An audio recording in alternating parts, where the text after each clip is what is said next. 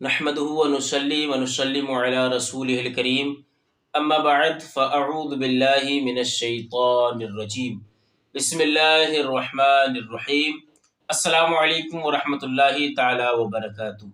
کیسے ہیں ناظرین؟ امید ہے خیر و عافیت سے ہوں گے۔ اللہ تعالیٰ آپ کو شاد و آباد رکھے، سلامت رکھے۔ جی ناظرین، آج کے ہم اس پارٹ کے اندر جاننے کی کوشش کریں گے کہ انبیاء کرام علیہم السلام کے بارے میں ایک مسلمان کا عقیدہ کیا ہونا چاہیے، اور کیا انبیاء کرام علیہم السلام کے متعلق عقائد کا علم سیکھنا ضروری ہے۔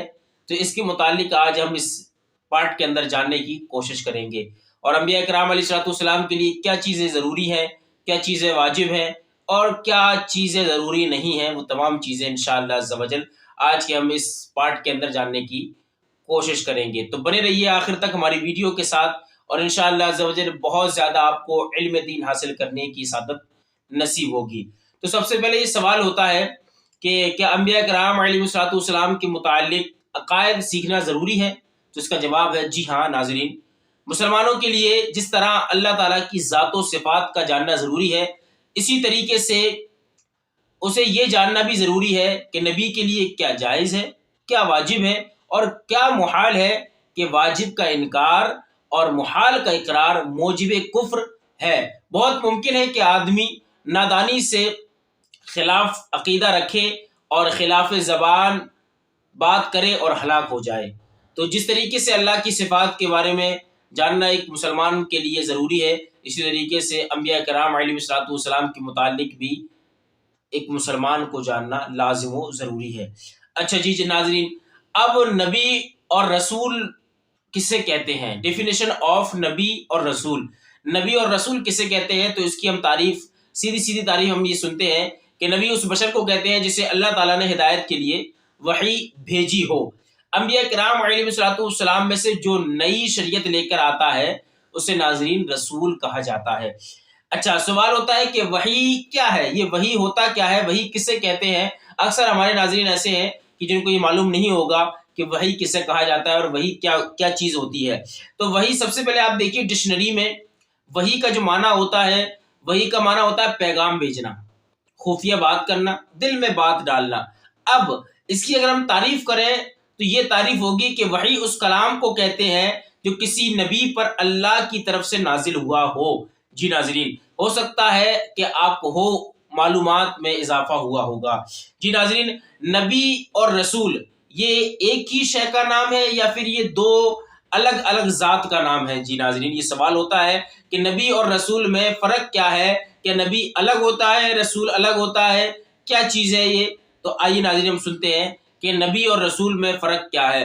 نبی اور رسول میں بنیادی ایک فرق یہ ہے کہ نبی اسے کہتے ہیں کہ جو نئی شریعت لے کر نہیں آتا ہے، ٹھیک ہے؟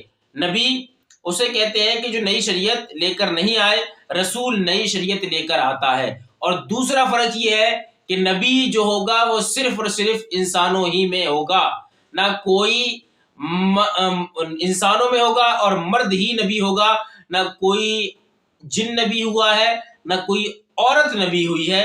اور رسول جو ہے وہ انسانوں کے علاوہ فرشتوں میں بھی ہو سکتے ہیں، جیسا کہ قرآن پاک میں ذکر ہے کہ کئی رسول ایسے ہیں جو فرشتوں میں ہیں، جیسا کہ حضرت جبریل علیہ السلام، حضرت میکائیل علیہ السلام اور دیگر وغیرہ وغیرہ، یہ انبیاء یہ رسول جو ہیں فرشتوں میں گزرے ہیں۔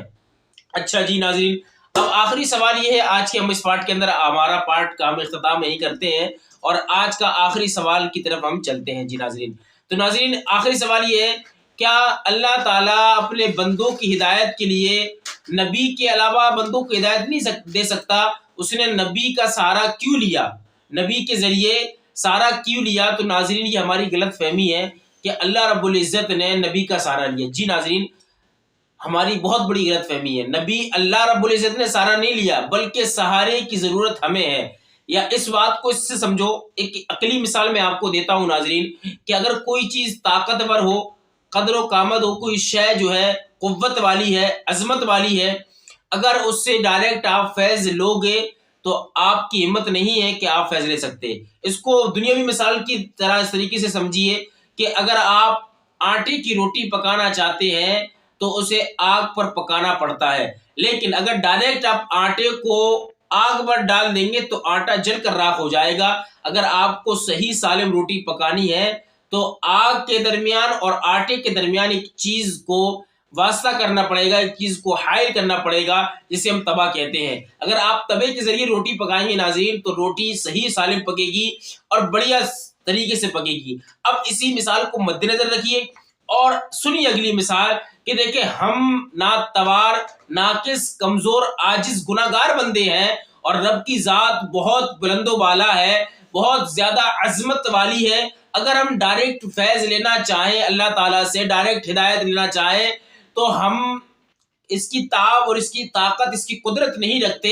اسی لیے ہم نبی اور رسول کا واسطہ لیتے ہیں کہ نبی پر اللہ تعالیٰ وحی بھیجتا ہے اور نبی اس وحی کو، اس پیغام الہی کو بندگان خدا تک پہنچاتے ہیں اور بندگان خدا اس پیغام کو سن کر راہ نجات کی طرف رواں دواں ہو جاتے ہیں۔